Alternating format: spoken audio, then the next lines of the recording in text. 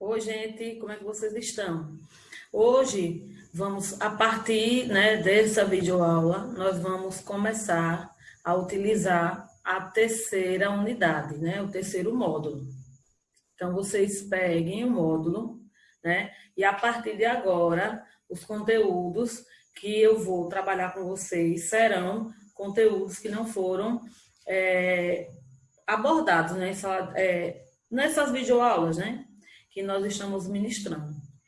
Provavelmente, estamos já próximos de retornarmos presencialmente e aí, consequentemente, eu acredito que nem vamos terminar de forma assim remota esse módulo.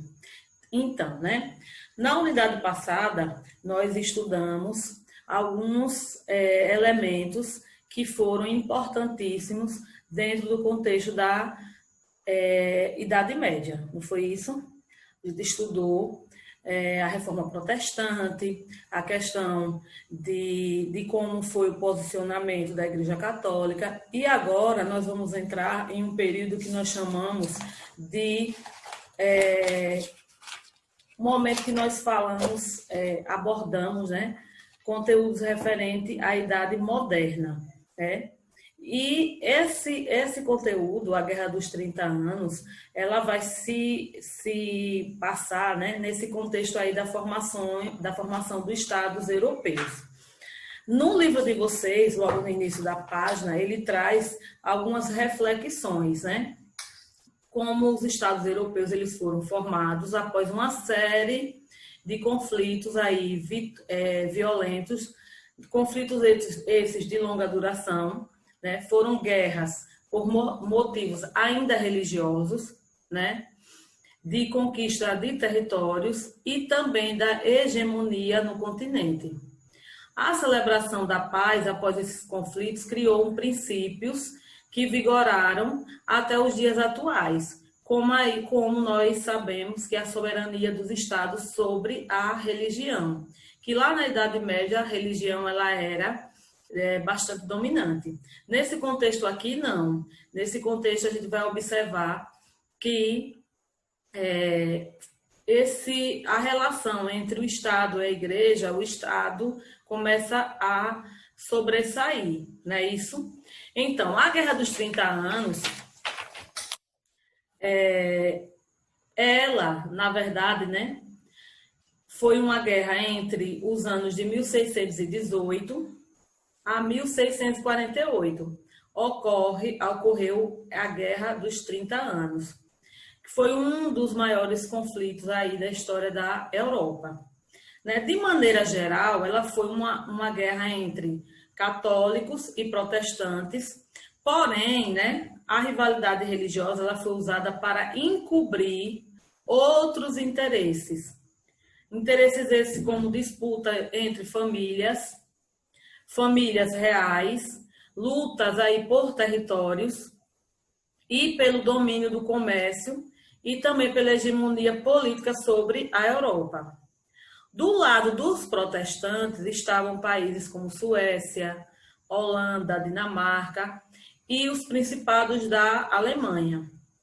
Esses países e esses principados, eles se revoltaram contra Fernando II, que era imperador áustrio do Sacro Império Romano, romano-germânico, que impôs aí o catolicismo na Boemia, que é a atual hoje República Tcheca, Esses países de maioria protestantes.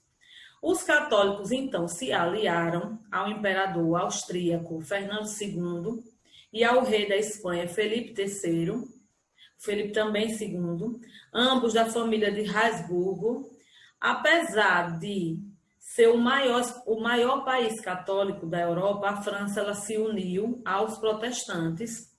Por quê? Porque pretendia aí conquistar territórios que pertenciam aos reis da família de Habsburgo. Com isso, ele enfraqueceu os reinos da Espanha e do Sacro Império Romano Germânico, para aí se tornar aí o país mais poderoso de toda a Europa. Logo aqui no slide vocês observam né, que tem aquela brincadeirinha. Com certeza você já participou daquela brincadeira, né, de perguntas, que quanto tempo durou a Guerra de 100 anos? E outros, né, que no final, né, tem a Guerra também dos 30 anos como única resposta lógica, né? Mas você sabe o que foi essa Guerra de 30 anos? Porque quando a gente faz ela, realmente ela dura esse período, né, de 30 anos. Teve outras guerras que levam, são intituladas, né, mas que ela não tem a duração exata do que traz, do que as pessoas começam a conhecer. Então, né, o antigo regime, ele vai de 1608 até 1715, que dá aí o início aí da Guerra dos 30 anos, lá no final do reinado de Luís XIV. Né? O período aí de múltiplas crises, né? Há conflitos armados, Guerra dos 30 anos. Também a questão religiosa com a Contra-Reforma, a política também absolutista e também parlamentarista. A economia era mercantilismo versus, né, o capitalismo. A sociedade, nesse período, a tensão da sociedade era baseada ainda em ordens. E a limitação também da produção artística, não só artística, mas científica e cultural. A Guerra de 30 anos, ela se inicia, como eu terminei de falar, com conflitos religiosos entre os católicos de Arceburgo e os protestantes da Boêmia. França e Suécia lá entram na guerra para diminuir o poder dos Arceburgos, né? Aí o Tratado de Westfália, que põe aí o fim à guerra e marca aí a supremacia da França. Holanda, ela torna-se aí independente da Espanha. E aqui, se vocês observarem, com esse tratado, né, há um fim, né, visível do conflito. Os que estão de verde, vocês vão observar que são os países que são vencedores. Né? Você tem aqui a configuração com os países que perderam, os países que eram independentes dentro disso e quais eram os países germânicos. Os que firmaram aí uma aliança também. Na questão do conflito na Inglaterra, a gente vai observar também, né, a questão da República de Cromwell, também a restauração aí da monarquia dos Stuarts também, que depois a gente vai detalhar mais na frente, que esse conteúdo aí a gente vai explorar de maneira, quando vocês forem estudar a questão da Revolta Gloriosa, né? Essa gloriosa revolução, ela foi a implantação também do parlamentarismo, isso em 1688. E há também nesse período a união da Inglaterra e Escócia, isso só em 1707. Há também nesse período aí as guerras pela supremacia dos mares, que já existia entre a Inglaterra e a Holanda, e também entre a Inglaterra e a França. Também, outro conflito importantíssimo foi a Guerra de Sucessão Espanhola, foi um conflito entre a Casa Francesa de Bourbon e a austríaca dos Habsburgos. E só em 1701 a 1714 é o declínio aí do poderio francês. Também, na questão religiosa, a gente vai observar que há conflitos entre os protestantes e os católicos. A Contra-Reforma também, que marca aí o século XVII, com as decisões do Concílio de Trento, que a gente observou no módulo passado, com a questão do índex, que era o controle aí das publicações científicas e culturais, com a Inquisição, com o Tribunal Religioso, e também com o último conteúdo que a gente estudou, que foi a arte barroca como forma de propagação aí religiosa. Tudo isso, essa questão da religião, ela influenciou nesse conflito, nos conflitos que posteriormente viram, né, após algumas decisões dentro do âmbito econômico e também cultural, também religioso. Outro aspecto importante é dentro da política. O que foi que modificou nesse contexto, né? Esse contexto moderno? A questão do absolutismo, que o poder absoluto do rei era também um poder divino. A questão também na política com a implantação do parlamentarismo, controlado aí pelo poder legislativo, e também pelo parlamento, com a Assembleia dos Nobres e dos Comuns. Na questão da economia, já se nasce aí um outro aspecto importante, que foi o capitalismo, né? Com a questão dos mercadores, com as companhias do comércio, que não tinham, né? Os estados consolidados, também Holanda e Inglaterra, e também uma outra forma de produção econômica, que foi o mercantilismo, com fortalecimento aí, e o enriquecimento do reino. Né? O fortalecer aí o poder real. Aqui ao lado vocês estão vendo a imagem, né? Que configura, que ilustra muito bem o que foi o mercantilismo. Né? Na imagem aí da balança, que essa balança ela vai ilustrar bem, né? O aumento das exportações de um lado e a diminuição das importações. No centro está o Estado forte, o protecionismo e o nacionalismo econômico. Com isso, gera o quê? O aumento das taxas alfandegárias e as leis pragmáticas. Também, do outro lado, a gente pode identificar também o desenvolvimento manufatureiro, os monopólios e o colonialismo também. Tudo aspectos aí da questão econômica. Dentro da sociedade, a gente vai observar que surge aí uma sociedade de ordens, como eu falei anteriormente. A sociedade ela era hierarquizada, ou seja, cada segmento devia obediência. Também foi muito forte aí a desigualdade social, né? A posição social era determinada aí pelo nascimento e também pela função. E a divisão entre 3 estados. 2 estados privilegiados. Quem eram esses que compõem essas duas classes sociais? O clero, a igreja ainda, e a nobreza, que era em sua minoria da população. E um não privilegiado, que nós damos o nome do 3º estado, que era o povo. Que esse povo ele engloba aí a burguesia, que era a maioria da população. Aqui a gente vai observar a liberdade também e a proibição, né, da questão da cultura envolvendo as artes plásticas, né?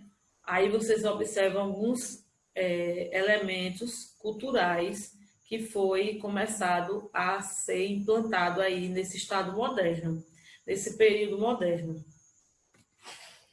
Também a Europa da corte, né? Como era essa Europa da corte? Como era o modelo aí de Versalhes? Então, a corte era um círculo de pessoas que rodeavam um grupo de senhor ou rei, era habitada pela família do dignatário ou a sua criadagem também. No caso dos reis e príncipes, a corte era frequentada por outros nobres, que eram diplomatas, embaixadores, artistas, literatos. E os habitantes ou os frequentadores da corte eram os cortesãos. Na questão ainda do modelo, né, de corte, a gente vai observar a corte do estado de Luís XIV, ela desenvolveu-se sobretudo em Versalhes, né? Dentro desse contexto, ele regulamentou aí as dependências sociais, criando aí um código de comportamento e também de etiqueta, que era destinados a prestar obediência e culto ao rei, né? Nesse contexto, ele exibiu aí o luxo e a pompa, onde se seguiam as festas, os bailes, sessões de leituras, as representações teatrais com balé, óperas, cerimônias e jogos também, e uma infinidade de outras coisas. Já em 1744, Versalhes ele contava com mais de 10 mil habitantes. O palácio ele tinha 2.153 janelas, 67 escadas e 352 chaminés, sendo 700 quartos, 1.250 lareiras e num total de 700 hectares de parque, que é essa imagem que vocês estão observando aí no lado direito, né, do seu vídeo. Aqui ainda uma representação, né, do palácio. Na verdade, a gente não diz o palácio, e é uma conjuntura. Era como se fosse uma cidade, né, Versalhes. Mas ali tinha esse palácio. Aqui, se vocês observarem, é gigante, ele era bastante gigante. Aqui é a sala dos espelhos.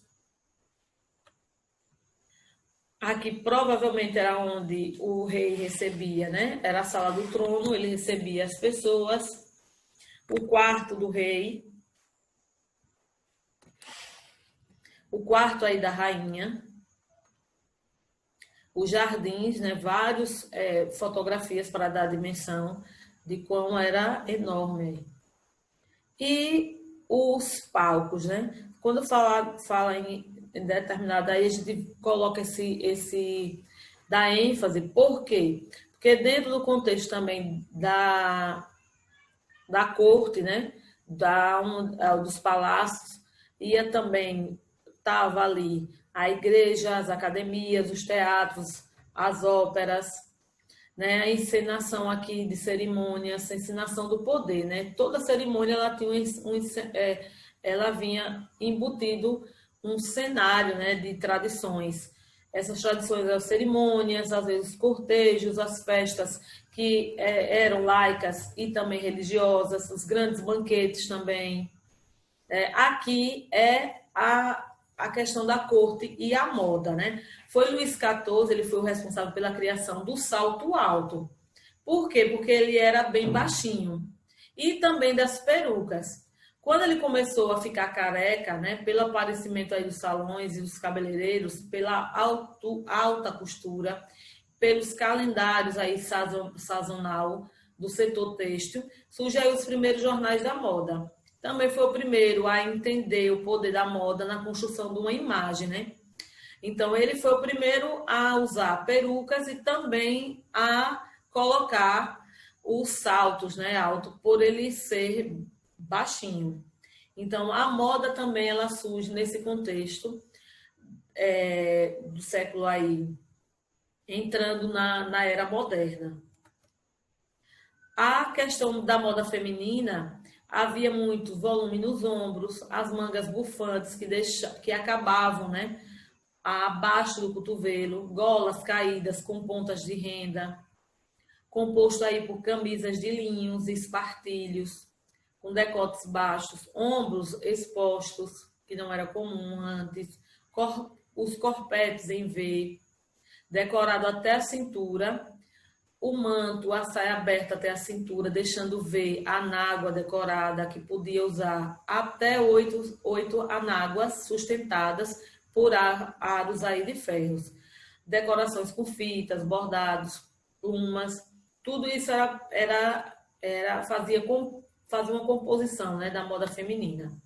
Aqui alguns modelos, e inclusive a rainha,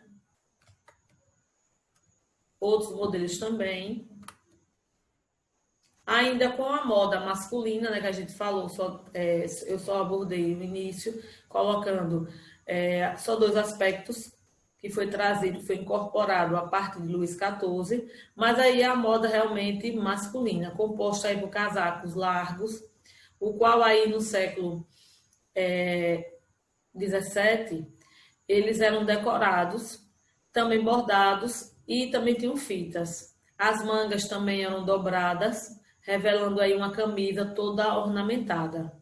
A camisa tinha punhos de renda largos e um colarinho e uma com corrente.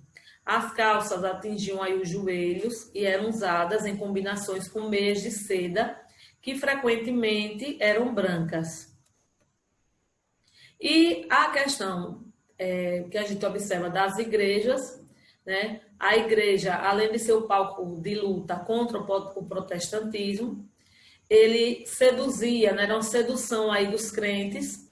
Por quê? Porque eles utilizavam a arte como forma de doutrinação. E que essa arte ela começou a ser propagada lá na Idade Média, né, com a questão do luxo, a questão das formas minuciosas, e foi trazida ainda para a era moderna. Então, a igreja tinha esse papel também, né? As academias, que podiam ser de escritores, ou artistas, ou cientistas, também era o espaço onde era imposto a ordem e a harmonia. Tinham regras que obedeciam ao gosto real e eram também apoiados por eles, né? Aqui, mais acima, tem a Academia Real das Ciências e depois tem a Academia Real da Pintura e Escultura, que foi criada também por Luís XIV. Na questão dos teatros e óperas, também a forma de exaltação do poder real ficava bastante visível. Era também o local de ocupação da corte e podiam também ser em salas ou até mesmo em ar livre, né? Aqui, se vocês observam, claro que a burguesia, né, a pequena parte da população, a grande parte da população, a sua minoria, elas poderiam até frequentar esses locais. Mas tinham também, como você está vendo na imagem, os camarotes reais, era muito importante. Tinha esses espaços que deixavam também esses nobres, né? Esses reis, eles ficavam em lugares afastados, né? Que não ficavam, eram no mesmo local, mas afastado. E na questão da questão da resolução científica, foi nesse período o desenvolvimento resultante de um método científico e da invenção de novos instrumentos, né? Como também a matemática, a astronomia, a física, a química e a medicina. Foi aonde tiveram vários estudos de circulação aqui de sangue, dentro da questão da medicina, a máquina de calcular mecânica, a luneta astronômica. Então, vários inventos foram importantes e foram inventados no período moderno. E aqui a gente vai observar os métodos experimental, as bases, né, e as pessoas que estavam, né, os inventores. Observação, problema, hipótese, a experimentação, a conclusão e a generalização. Isso tudo era métodos experimental. E aqui do lado são as bases e os métodos.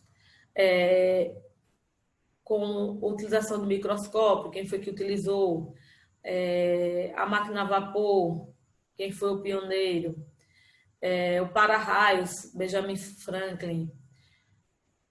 Deixa eu ver outra aqui. Exploração da ilhas oceânicas Pacífico. Então, cada um tem a pessoa que introduziu, né, dentro desse contexto.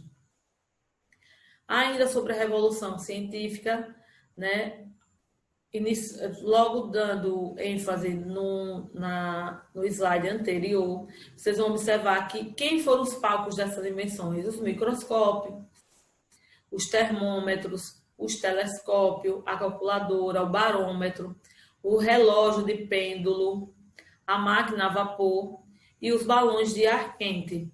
Então, cada um vocês observam aí a imagem que está retratada. As imagens ainda, tá vendo? O termômetro de Galileu, a luneta, o microscópio, termômetro, o relógio ali de pêndulo. E os objetivos, claro, né? Foi identificar e caracterizar em linhas gerais aí a esse poder, né? Identificar também os principais monarcas desse período, caracterizar o espaço, né? Em particular aí da corte de Luís XIV, e caracterizar também alguns traços gerais também da moda do período. Foi a explicação da função dos diferentes palcos.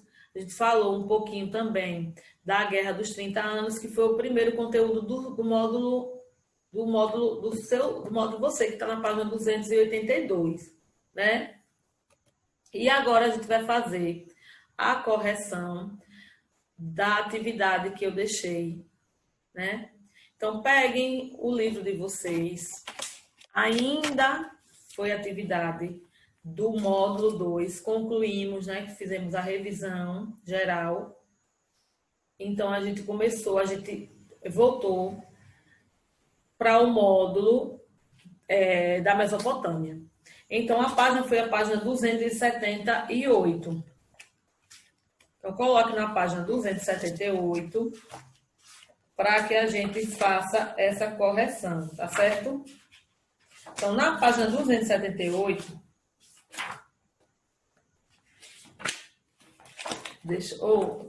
perdão, não é na página 278, não. É a 318 e a 319. 318 e 319. Vamos lá, deixa eu pegar aqui o material.